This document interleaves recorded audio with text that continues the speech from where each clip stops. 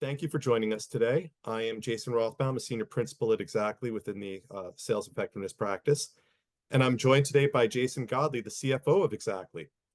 We'll be discussing how the CFO function views the sales operations team and the most valuable things that he is looking for from this function to provide. Jason Godley has a huge amount of experience. He's been with Xactly a little over a year, but before this, he was president of Booster. And at various points beforehand, he was their COO and CFO. Before that, he was CFO of Fast Staff Travel Nursing. He was the CFO of IO. He has a background in banking with Jefferies. He was an SVP in the M&A division, and Citi, he was a VP in iBanking.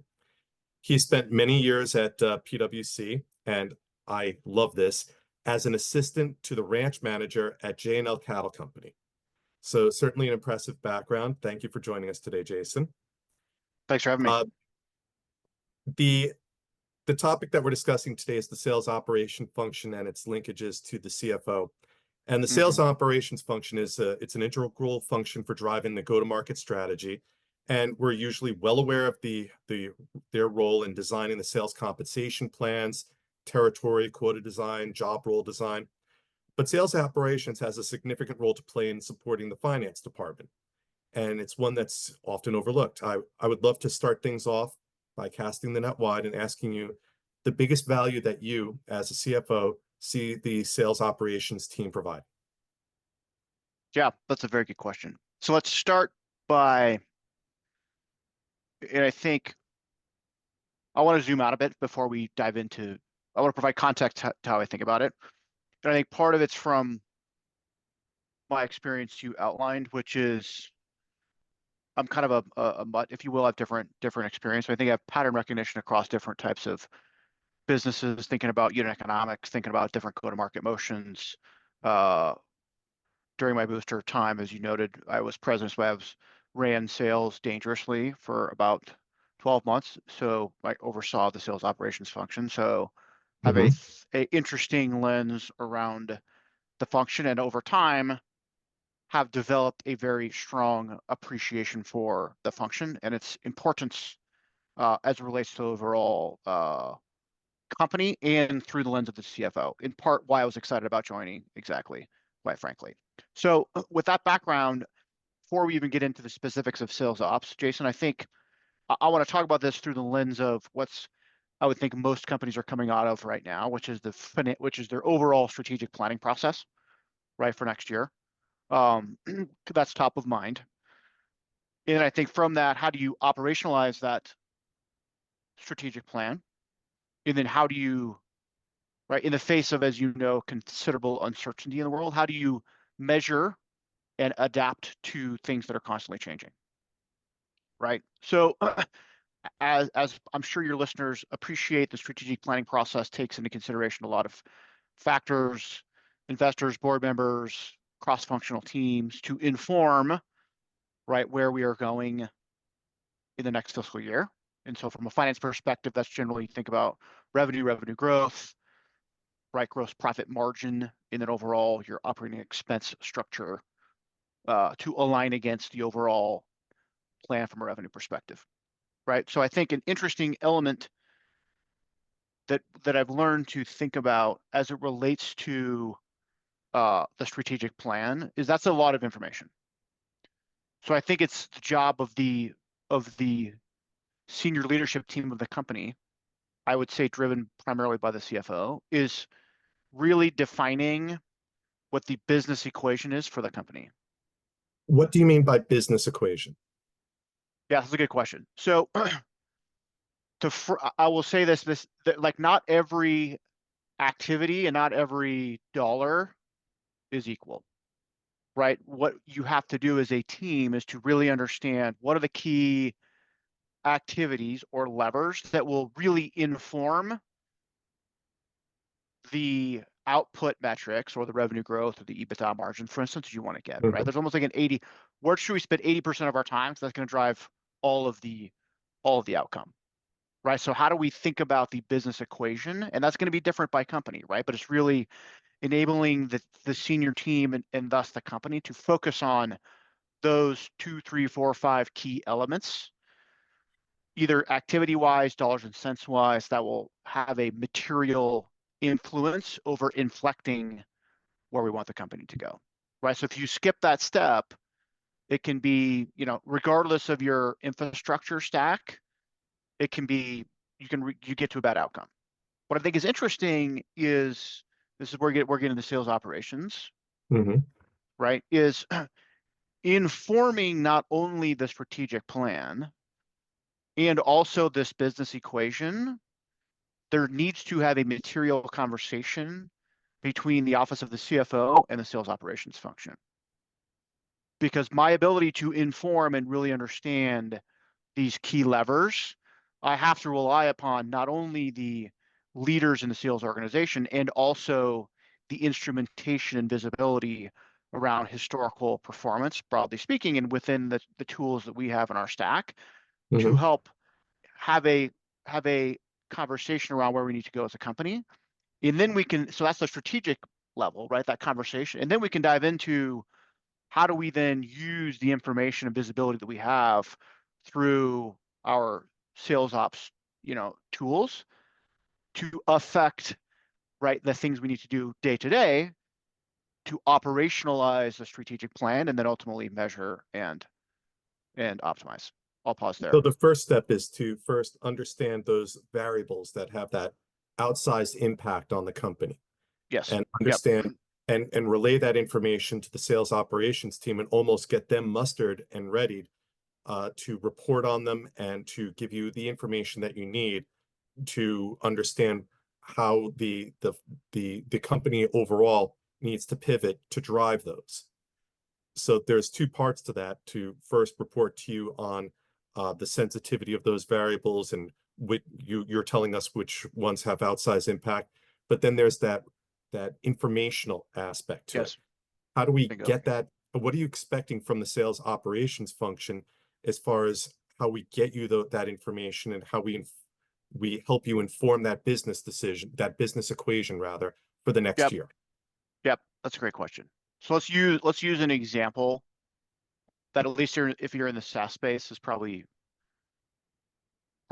top of mind, particularly with a continued economy that remains uncertain, is right, go to market. How do you grow and retain customers, right?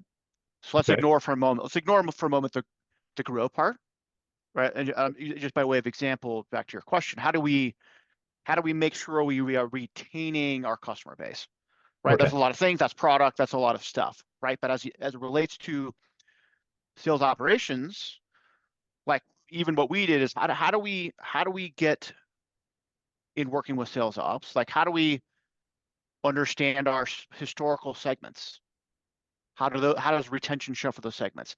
Who were the territories for those segments? How did certain reps perform against those territories or against those customers, right? Or in that process, you might learn, look, maybe the comp plan design was off, or maybe the territories were off, or maybe we actually didn't have the right talent against those territories.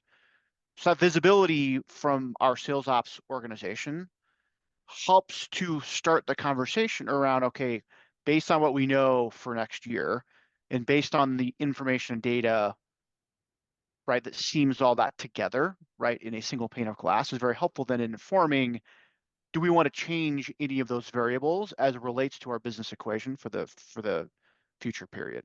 Well, as a question for this, so retained ARR, let's say that is the milestone that you're saying is the key variable that's going to drive the business equation for the next year. And sales ops then looks at all of the work streams, the swim lanes. It says, okay, are the sales compensation plans aligned for that? Are territories aligned for that? Where are we weak on job role design? Are you looking for sales operations to report that to you and identify where the weak points are? Or is it that something you're expecting to be a conversation point? We feed you the data and you take it and identify. So I think that's a very good question. It can be either one, right? And I think this is where people, process, and systems are very important, because on one hand, this is where I think our technology can do both of those. Like there can be if there's maybe on my team, for instance, who may be actually use the tools themselves, log in and get information and feed those to me, right? Or the sales ops team can do that, right? At my Hmm. level, the CFO, I am not going to be personally like running queries, but the team has dashboards that I can look at to understand real time, Ah, right? So that I can, so then I have both there's both this real time, right? Asynchronous, hey, I can consume the information I want to on Saturday when I'm stressed about something and want to learn about something. And or later, I can be like, hey, either my team, which is very interesting, either my team on my team being the finance team or the of sales course. ops team, right? Because of the interdependence of our technology stack with the finance organization, it's almost become ubiquitous that they all can interface with each other because the information flow has to be all connected, right? So my team and then the rev ops team or the sales ops team could work together Hmm. to help me and the business be well informed all the time. So the technology really is making it, we don't care as much who's discovering it. We trust the Bingo. teams to work together. The technology has really made it so that Yes. anyone could identify it and we work together, and the Brilliant. Yes. strategy discussion then starts from there. So Yes. we have the strategy discussion. Sales ops will sometimes come up with a shopping list. We want this to help us with retained ARR, what the business driver for the business equation. How do you then determine what is the best course of action? Where's the investment into the business going to go? Because I imagine every business activity is not equal. Yep. That's a good question. Hmm. So I think it's going to come back to this. It's almost like a flywheel. It starts with what's the strategic plan, what is the business equation, and then you're going to get sucked into the details of designing all of the things, right? Territory planning, comp plans, everything else. Which is why I started the conversation. I'm going to get to your question around the higher level context, because we can get sucked into, and it's interesting at Xactly, we have all these great tools and information. Like we can get sucked into a conversation because we have so much great information and data.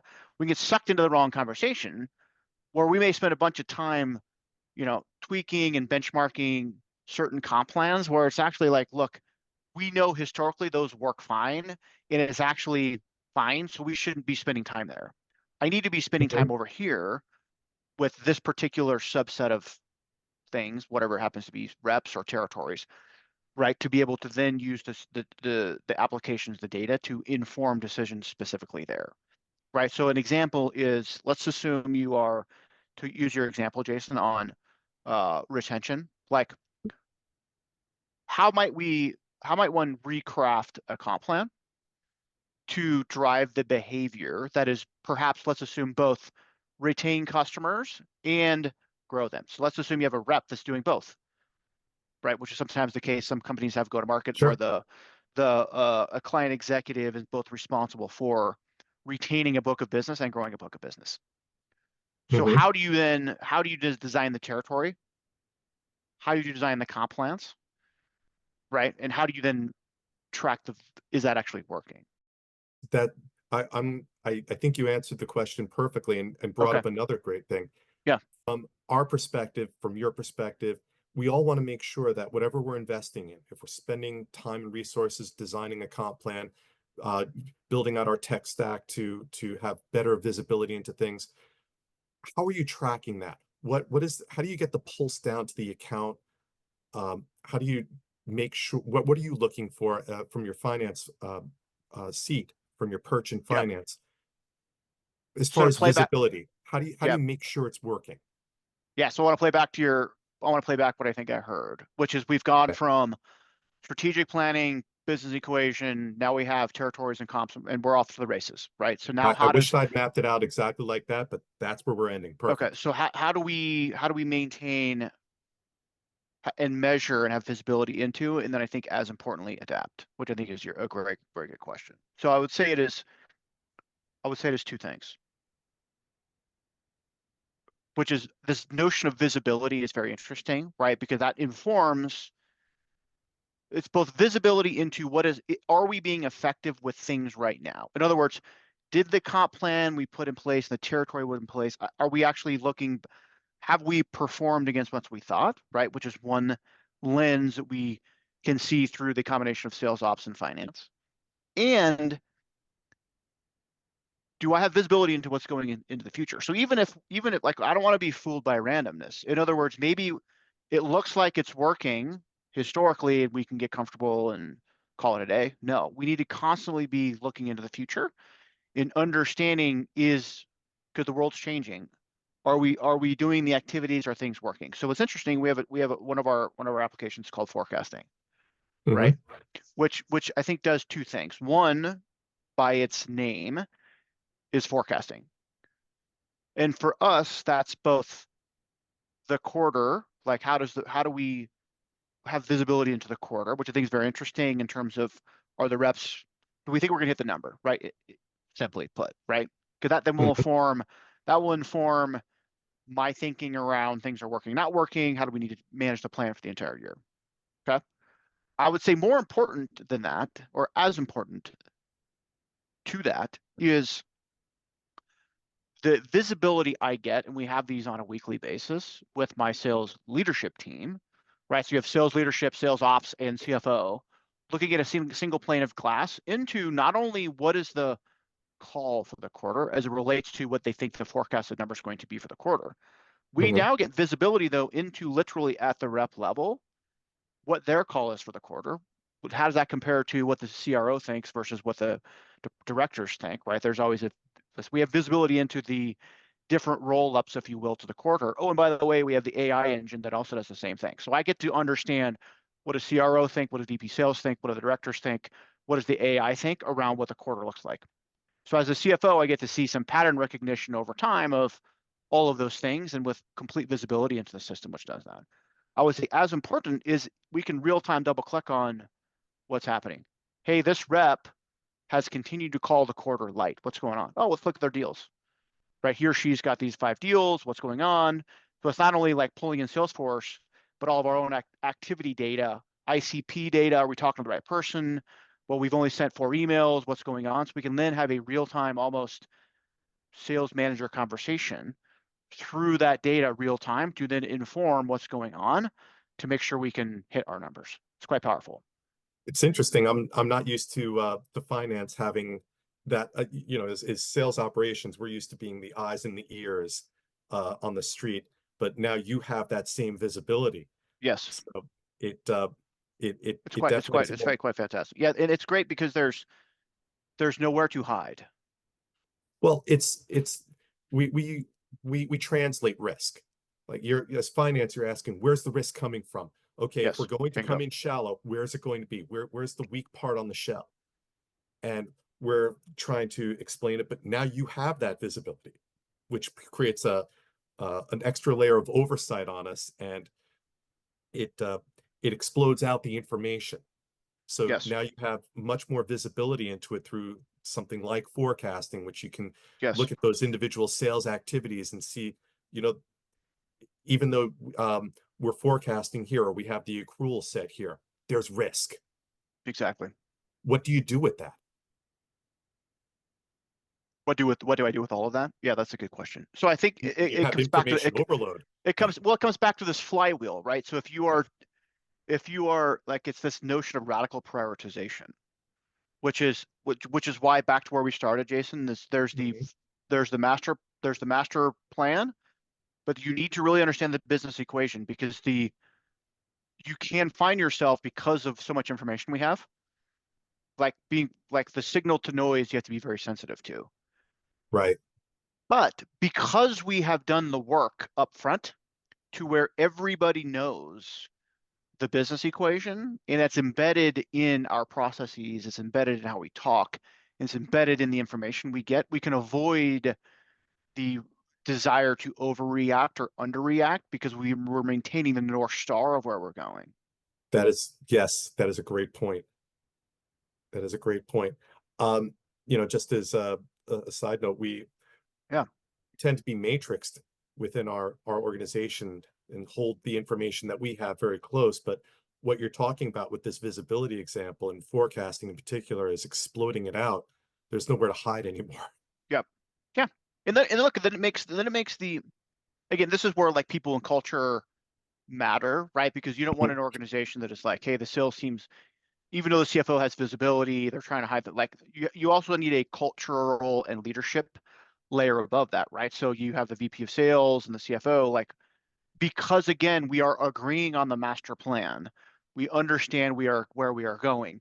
We used our own tools to build the master plan. We all agreed on the comp plans to get there. Now, because we did that process from North Star all the way into tactical into our system, we jointly now are all on the same page. So we are more willing to have the conversation as a team between finance, sales ops, everything else to ensure that we're firing on all cylinders versus hiding the ball. And through our applications, we're able to see all that.